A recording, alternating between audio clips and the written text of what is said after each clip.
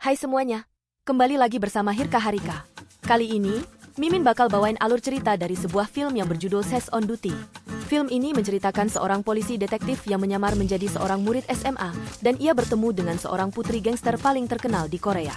Dan gak usah berlama-lama lagi, inilah alur ceritanya.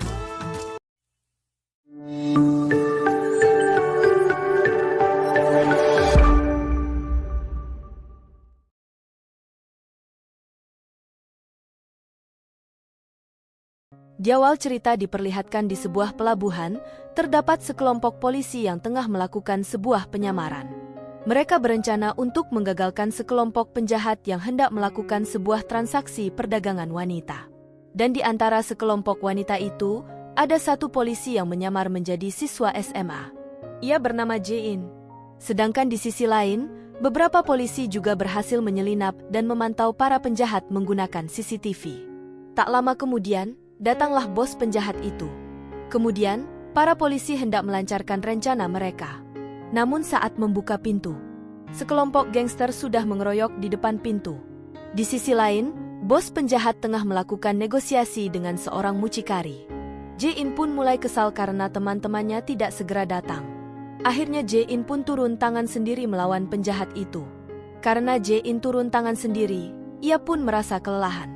Dan tiba-tiba saja, pemimpin mucikari itu menodongkan senjata ke pemimpin penjahat. Ternyata, orang itu bukanlah pemimpin mucikari. Namun, ia adalah seorang polisi, di mana ia bernama Detektif Ya. Setelah itu, akhirnya, polisi pun berdatangan. Dan para penjahat dapat dikalahkan. Setelah penangkapan para penjahat, Detektif Ya justru marah-marah kepada Jae-in.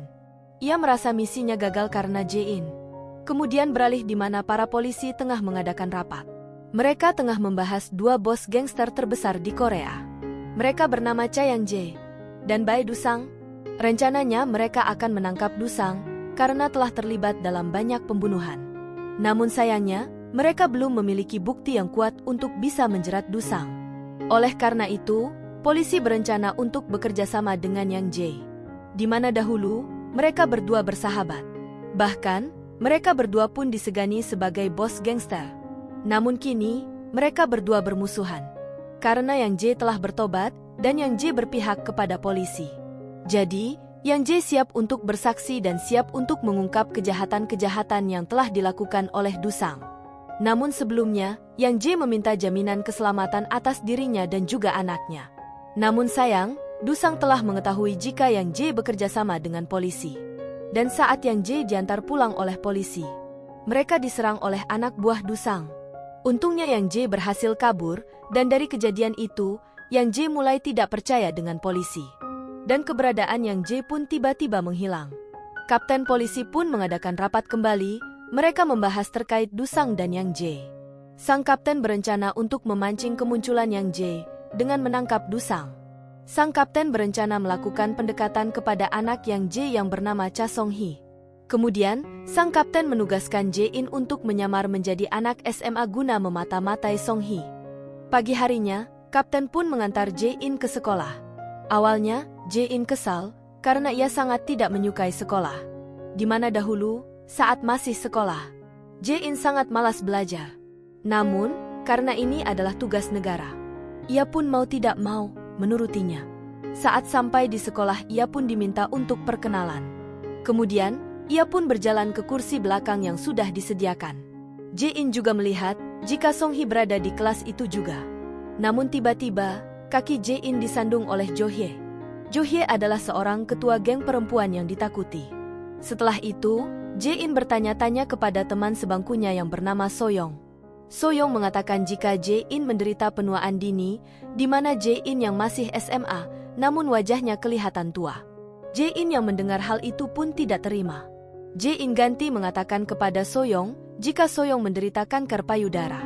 Karena ukuran payudara So-young tidak sesuai dengan usianya yang masih SMA. So-young pun merasa kesal dan memanggil teman gengnya yaitu Jo-hye dan anak buahnya.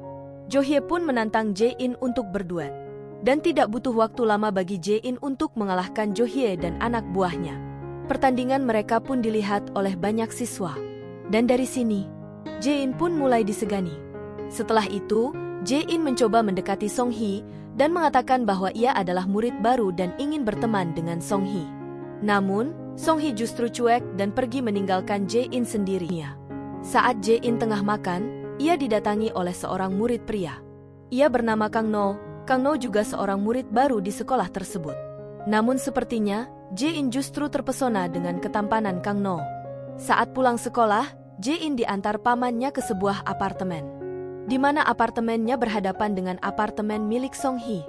Jadi, Jae-in bisa lebih leluasa memata-matai Song Hee. Pamannya juga memberikan beberapa catatan terkait Song Hee yang perlu diketahui oleh Jae-in. Di malam harinya, Jae-in tengah membaca buku yang diberikan oleh pamanta di balkon apartemennya. Tiba-tiba, seseorang mengagetkan dirinya. Ternyata, orang itu adalah Kang No. Dan kamar Kang No berada di sebelah kamarnya. Hal itu menjadikan Jae-in semakin salting.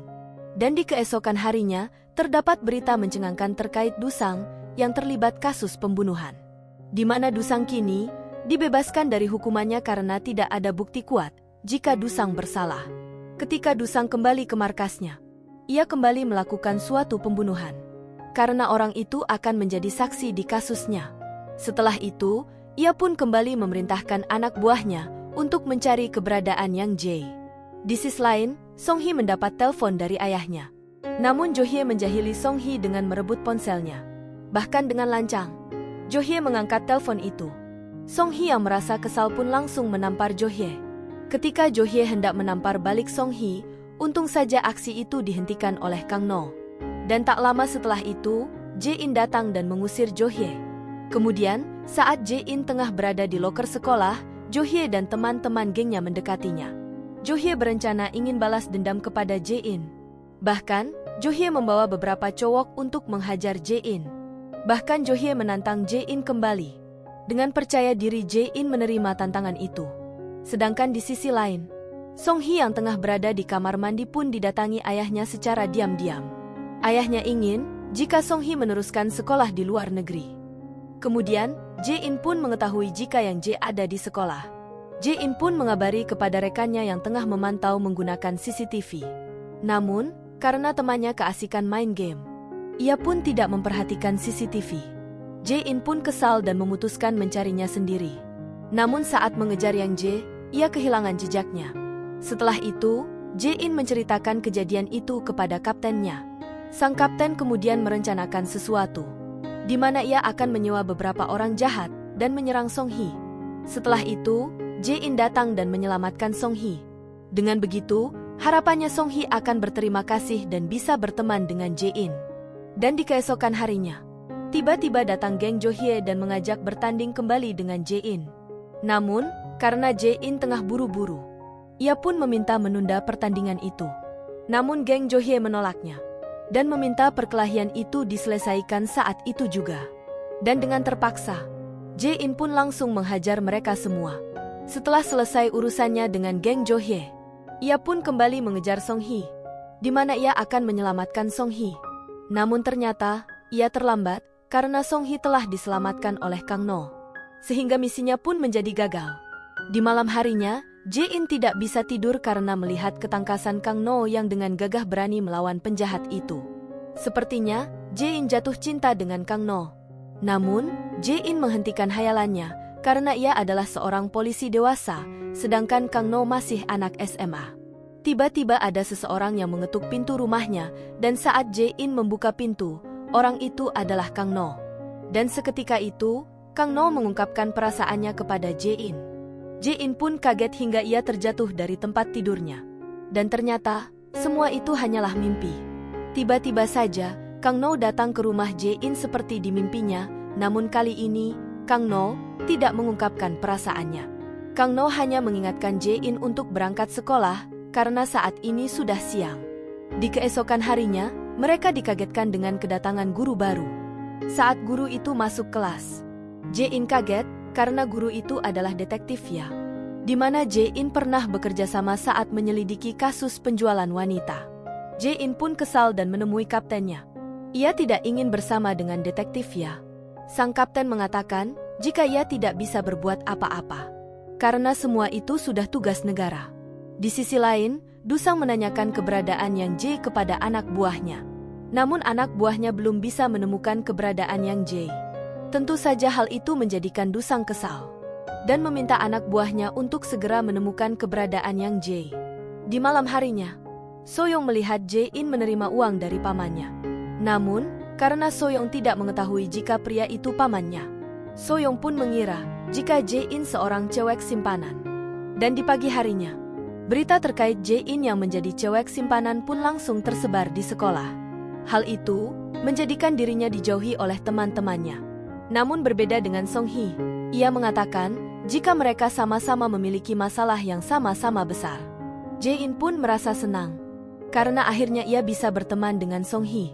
Dan saat ujian sekolah tiba, Jae-in diberikan sebuah bantuan dari seseorang yang paham tentang pelajaran. Awalnya semuanya berjalan lancar. Namun, saat guru mendekati Jae-in dan mengetahui jika Jae-in berbuat curang pun langsung membawa Jae-in ke ruang guru. Di ruang guru, gurunya memarahi Jae-in. Hingga saat waktu mendesak, Jae-in pun mengaku jika ia adalah seorang polisi yang tengah menyamar. Sang kapten juga datang ke ruang guru sambil membawa kartu identitas. Melihat hal itu, sang guru pun mendukung misi mereka. Song Hee kaget karena ia mendapat surat dari ayahnya yang mengatakan akan pergi dari Korea untuk selamanya.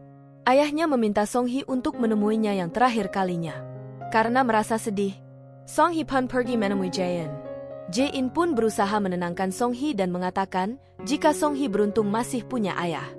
Sedangkan dirinya sudah tidak memiliki siapa-siapa lagi. Dan di pagi harinya, Jae-in yang mengetahui jika Yang Jae berada di bandara pun pergi ke bandara bersama dengan kaptennya. Di situ terlihat jika Yang Jae tengah menunggu Song Hee. Tiba-tiba, datang anak buah Dusang dan hendak menangkapnya.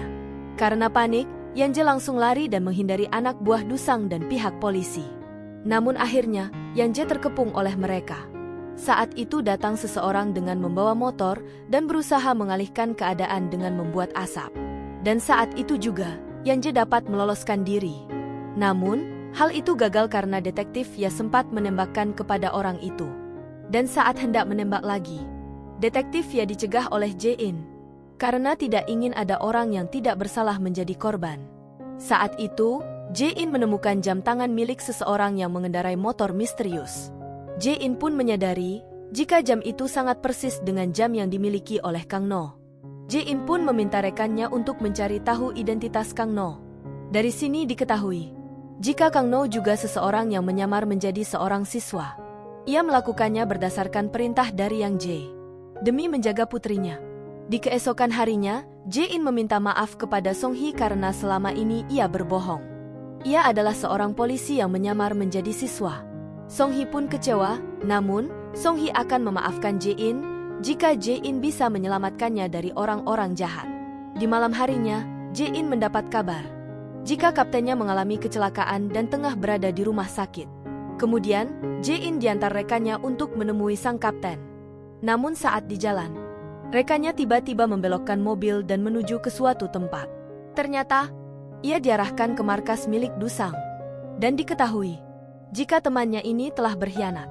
Temannya ini terpaksa melakukan itu karena ia membutuhkan uang untuk biaya pengobatan istrinya. Jae-in pun dikeroyok oleh anak buah Dusang. Tak lama setelah itu, Yang Jae sampai di markas Dusang. Ia mengetahui jika putrinya diculik oleh Dusang. Dan benar saja, ia melihat putrinya tengah disandra. Ternyata, Yang Jae menghindari Dusang karena Dusang memiliki sifat yang rakus dan ingin menguasai semuanya. Kemudian, Dusang mengajak Yang Jae berduel. Jika Yang Jae menang, Dusang akan memberikan seluruh kekayaannya dan mengembalikan putrinya. Namun, jika Yang Jae kalah, maka putrinya akan menjadi miliknya. Di sisi lain, Jae-in yang sudah tidak berdaya pun didatangi oleh pria bermotor misterius. Dan ternyata, pria itu adalah Kang No. Mereka berdua pun pergi untuk menyelamatkan Song Hee. Sedangkan Yang Jae dan Dusang tengah bertarung. Di sini, Yang Jae terlihat lebih unggul. Namun saat Dusang hampir kalah, salah satu anak buah Dusang menembakkan suatu suntikan ke Yang Jae. Suntikan itu mengakibatkan Yang Jae menjadi lemah. Tentu saja, hal itu membuat Dusang mampu menghajar Yang Jae habis-habisan. Setelah Yang Jae terkapar tak berdaya, Dusang pun langsung menusukkan pisau kepada Yang Jae tepat di hadapan putrinya. Song Hee yang melihat ayahnya terkapar tak berdaya pun semakin histeris. Dan tak lama kemudian, Kang No dan Jae-in datang. Mereka berdua membagi tugas untuk melawan musuh-musuh mereka. Pada saat Dusang hendak kabur, Jae-in mencegah dengan menaiki mobil Dusang dan menutupi bagian depan dengan tubuhnya. Alhasil, sopir tidak bisa melihat dan menabrak. Dan di sini, Jae-in pun menggunakan kesempatan untuk menangkap Dusang. Namun tiba-tiba, ia ditodongkan pistol oleh detektif Ya. Detektif Ya juga telah berkhianat. Detektif Ya mengaku jika ia ditawari uang yang sangat banyak oleh Dusang. Di sini, detektif Ya juga mengaku jika ia yang telah menusuk kapten. Mendengar hal itu, Jae-in pun marah dan menghajar detektif Ya. Di sisi lain, Kang No juga tengah berjuang menyelamatkan Song Hee dan juga ayahnya. Hingga akhirnya, setelah beberapa lama bertarung, mereka berhasil memenangkan pertarungan. Para polisi pun datang dan masih bisa menyelamatkan Yang Jae yang masih hidup walaupun kritis. Jae-in juga masih kesal dengan rekannya yang telah berkhianat. Kemudian datang salah satu petugas dan mengatakan jika paman Jae-in atau sang kapten telah sadar. Kabar itu menjadikan Jae-in merasa lega, karena pamannya ini adalah satu-satunya keluarga yang ia miliki. Dan di akhir film, diperlihatkan jika Jae-in tengah melakukan penyamaran kembali. Di sini, Jae-in menyamar menjadi seorang biarawati. Namun saat ia tengah mengejar targetnya, tiba-tiba, si target dihadang oleh seseorang sampai terjatuh. Ternyata, orang itu adalah Kang No. Dan, film pun berakhir. Terima kasih yang sudah menonton. Dan jangan lupa bantu klik like, subscribe, dan nyalakan loncengnya, supaya tidak ketinggalan video lainnya.